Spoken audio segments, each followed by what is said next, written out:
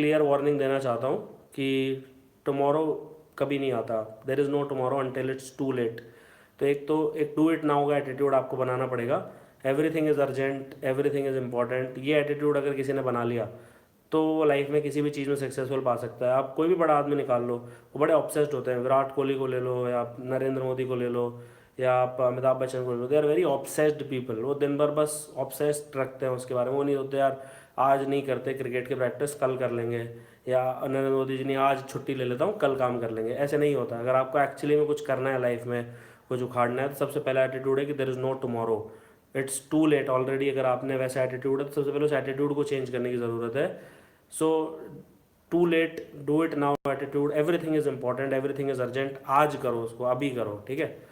दूसरा है कि ये मत बोलो कि फर्स्ट ईयर में है तो अभी ग्रेजुएशन सब्जेक्ट पे फोकस कर लेते हैं, यार अभी तो पढ़ के आए हैं। आप एक दो दिन का ब्रेक ले लो, एक हफ्ते का ब्रेक ले लो, क्योंकि आपका ब्रेन जो है वो टाइम को अच्छे से माप नहीं पाता।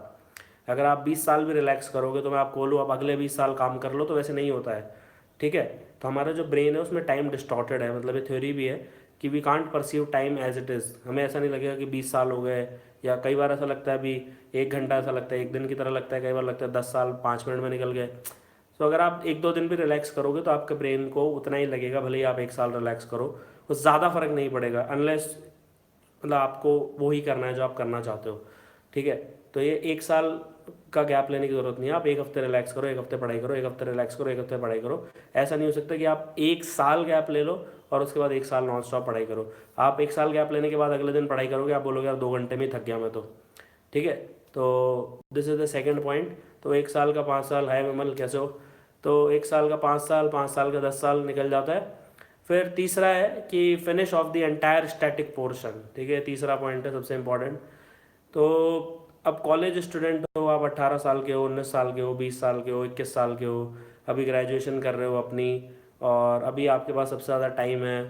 तो स्टैटिक पोर्शन को तो बिल्कुल कत्लेआम कर दो, मतलब डिस्ट्रॉय कर दो, नेस्ता नाबूद कर दो, उसको ख़त्म कर दो, जड़ से उखाड़ के फेंक दो। लक्ष्मीकांत बुक को लक्ष्मीकांत से बेटर याद कर लो, जो ऑथर है उससे अच्छी तरह तुम्हें लक्ष्मीकांत याद होनी चाहिए। जो एन हैं वो बेटर देन जिन्होंने एन लिखी है उनसे ज़्यादा तुम्हें एन याद होनी चाहिए। एंशेंट इंडियन हिस्ट्री तुम्हें एंशेंट इंडियन हिस्ट्री के ऑथर से बेटर याद होनी चाहिए। मॉडर्न हिस्ट्री तुम्हें राजीव वहीर से बेटर याद होनी चाहिए, तब तो जाके तुम्हारा कुछ होगा। क्योंकि अगर